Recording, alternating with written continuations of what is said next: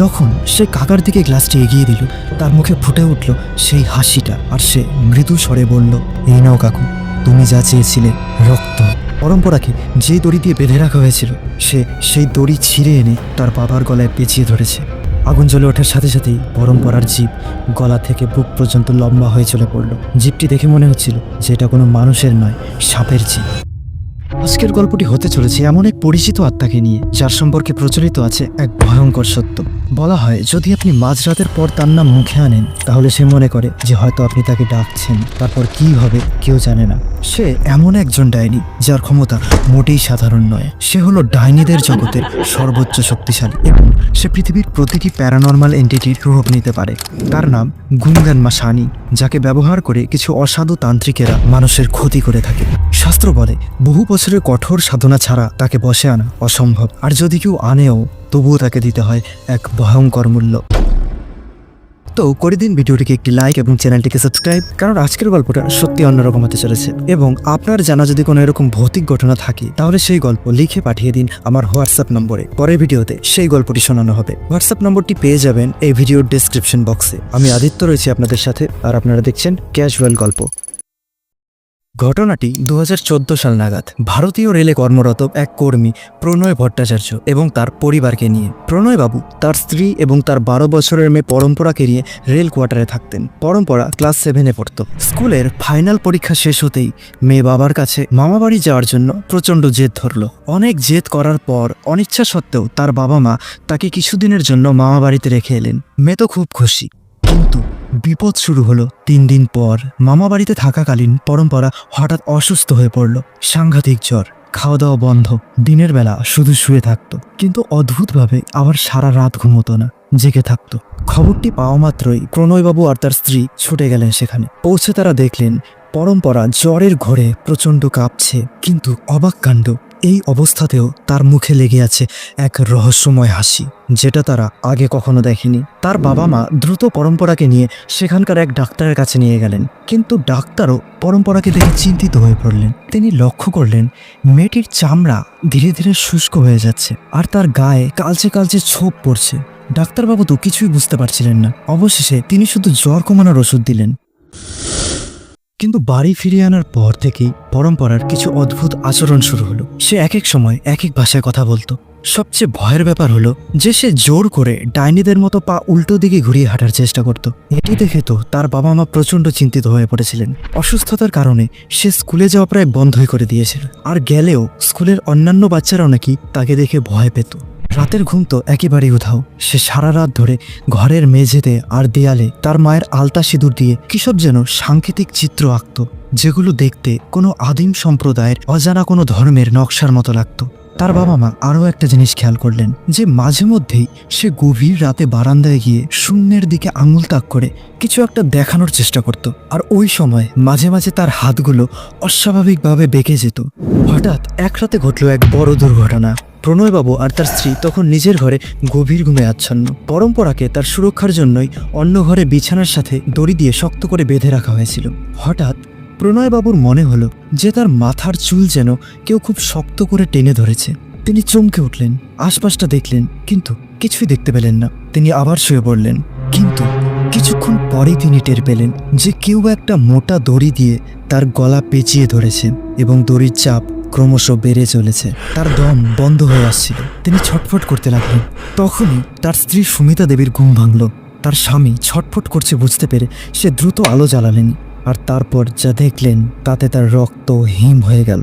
পরম্পরাকে যে দড়ি দিয়ে বেঁধে রাখা হয়েছিল, সে সেই দড়ি ছিঁড়ে এনে তার বাবার গলায় পেঁচিয়ে ধরেছে, আর তার মুখে রয়েছে সেই পৈশাচিক হাসি। ভাগ্যক্রমে কোনো মতে সুমিতা দেবী দড়ি ছাড়িয়ে স্বামীকে রক্ষা করেন। এই ঘটনার পর তারা নিশ্চিত হলেন যে এটা তাদের মেয়ে পরম্পরা হতে পারে না, তার ভেতরে বসবাস করছে অন্য কোনো এক পৈশাচিক শক্তি। যখন ডাক্তার, সাইকোলজিস্ট কেউই কিছু করতে পারল না, তখন প্রণয়বাবুর এক দূর সম্পর্কের আত্মীয়, তার এক ভাই, এক তান্ত্রিকের সন্ধান দিলেন। পরের দিন সকালেই প্রণয়বাবুর সেই ভাই ওই তান্ত্রিককে পরম্পরাদের বাড়িতে নিয়ে এলেন। তান্ত্রিক ঘরে প্রবেশ করে পরম্পরাকে জিজ্ঞাসা করলেন, তুমি কে? পরম্পরা কোনো উত্তর দিল না, সে শুধু একগাল হাসল। এরপর পরম্পরা তার সেই কাকাকে জিজ্ঞেস করলো, কাকু জল খাবে? পরম্পরার কাকার একটু অদ্ভুত লাগলেও পাত্তা দিলেন না, বললেন হ্যাঁ যাও নিয়ে এসো। পরম্পরা এরপর দ্রুত রান্নাঘরে গেল আর কয়েক সেকেন্ডের মধ্যেই গ্লাস ভর্তি করে নিয়ে এলো।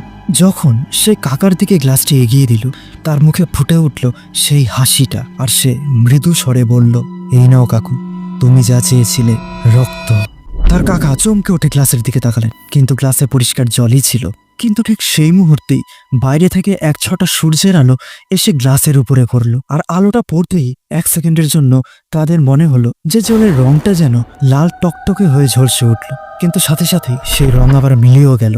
পরম্পরার কাকা আর সেই তান্ত্রিক দুজনেই ঘটনাটা দেখতে পান। তারা ভালো মতোই বুঝতে পারছিলেন যে পরম্পরার ভেতরে কোনো সাধারণ ডাকিনী ভর করেনি। এই শক্তির ক্ষমতা এতটাই যে সে চোখের পলকেই জলকে রক্তে রূপান্তরিত করে দিতে পারে, বা এই মেয়েটির উপর এমন কোনো এক আত্মা ভর করেছে যে হয়তো ওর রক্ত পান করে। সে তান্ত্রিক তখন বললেন, আজই আমাদের ওর শরীর থেকে এই শক্তিকে বার করতে হবে। এরপর তান্ত্রিক ওকে যেই তার সামনে বসতে বললেন, অমনি সে বলে উঠল, আমি এখন বসতে পারবো না, আমাকে কবরস্থানে যেতে হবে। এই বলে পরম্পরা ঘর থেকে বেরিয়ে গেল। কিন্তু একটু পরেই তার বেডরুম থেকে ভেসে আসতে লাগলো এক অদ্ভুত রকমের মন্ত্র জপ করার শব্দ। সেটি শুনে কোনো পরিচিত ধর্মীয় মন্ত্র মনে হচ্ছিল না, মনে হচ্ছিল যে পরম্পরা কোনো প্রাচীন মিশরীয় মন্ত্র জপ করছে। তখন তারা বুঝলেন যে এটা কোনো ডাকিনী বা সাধারণ আত্মা নয়, এটা এমন এক শক্তি যে সব ধর্মের রীতিনীতি নকল করে বিভ্রান্তি তৈরি করে। পরম্পরা প্রতিদিনই নতুন নতুন কাণ্ড করত। এরপর একদিন তার বাবা মা পরম্পরাকে এক বিখ্যাত কালী মন্দিরে নিয়ে গেলেন, কিন্তু মন্দিরে পা রাখার সাথে সাথেই পরম্পরা যা করলো তা দেখার জন্য তার বাবা মা মোটেই প্রস্তুত ছিলেন না। পরম্পরা মন্দিরে পা রাখতেই শুরু করলো দ্রুত ছন্দে এক তাণ্ডব নাচ, আর নাচতে নাচতে সে একই সাথে একবার কালী স্তোত্র আর আরেকবার গ্রিক পুরাণের কোনো এক দেবতার স্তব পাঠ করতে শুরু করলো। এবার তান্ত্রিক নিশ্চিত করলেন যে একে তাড়ানোর জন্য কোনো সাধারণ পূজা বা প্রক্রিয়া কাজ করবে না। ওর ভেতরে যে আছে সে হলো ডাইনিদের মহারানী গুঙ্গান মাসানি। তাকে তাড়াতে যেটা প্রয়োজন সেটি হলো মাসানি চৌকি। মাসানি চৌকি হলো এমন একটি বিশেষ নকশা যার ওপর 4 জন অঘরী সাধককে বসে ধ্যানের মাধ্যমে তাদের সম্পূর্ণ মনোযোগ দিতে হয়। তান্ত্রিক বললেন যে এই শক্তি এতটাই শক্তিশালী যে প্রক্রিয়া চলাকালীন এই নকশার উপর আগুন জ্বলে ওঠে। অবশেষে 4 জন অঘরীকে নিয়ে এসে মাসানি চৌকি তৈরি করতে প্রায় 2 মাসের মতো সময় লেগে গেল। অবশেষে সেই দিন এলো, 4 জন অঘরী সেই নকশার চারধারে বসলেন এবং তাদের সমস্ত শক্তি লাগালেন। বলতে বলতে সেই নকশার মাঝখানে আগুন জ্বলে উঠল। আগুন জ্বলে ওঠার সাথে সাথেই পরম্পরার জীব গলা থেকে বুক পর্যন্ত লম্বা হয়ে চলে পড়ল। জীবটি দেখে মনে হচ্ছিল যে এটা কোনো মানুষের নয়, সাপের জীব, দেখতে গাঢ় নীল রঙের। অবশেষে প্রায় 3-4 ঘন্টা এই প্রক্রিয়া চলার পর পরম্পরা মুক্ত হলো।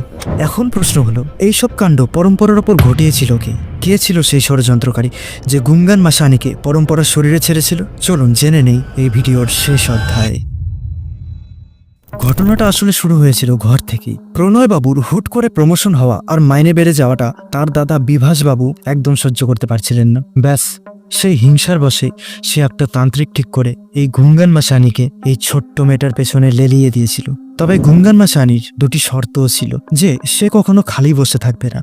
বলেছিল তার কাজ শেষ হলেই তার অন্য একটি শরীর চাই, আর যদি কোনো কারণে তার কাজের মাঝখানে কেউ বাধা দেয় তবে গুঙ্গান মাসানি সেই ব্যক্তির শরীরেই প্রবেশ করবে যে তাকে এই কাজটি করতে বলেছিল। এরপর মাসানি চৌকি শেষ হওয়ার সাথে সাথেই গুঙ্গান মাসানি ঘেরে বসেছে এই বিভাস বাবুর শরীরেই। তারপর থেকে রোজ রাত বাড়লেই পরম্পরার মতো সেও দেয়ালে আর মেঝেতে আজব সব নকশা আঁকে, আর পরম্পরার মুখের সেই হিমশীতল হাসিটা এখন সারাক্ষণ বিভাসবাবুর মুখেই লেগে থাকে। এখন আপনাদের কাছে আমার একটি ছোট্ট প্রশ্ন, আজ পরম্পরা হয়তো সুস্থ, কিন্তু তার কাকার এই পরিণতি কি তাদের স্বস্তি দেবে? একটা ভয়াবহ শক্তি হয়তো তার শরীর থেকে বিদায় নিয়েছে, কিন্তু তাদের পরিবারের একজনকে নিজের দখলে করে নিয়েছে। অবশ্যই কমেন্ট করে জানাবেন। ধন্যবাদ।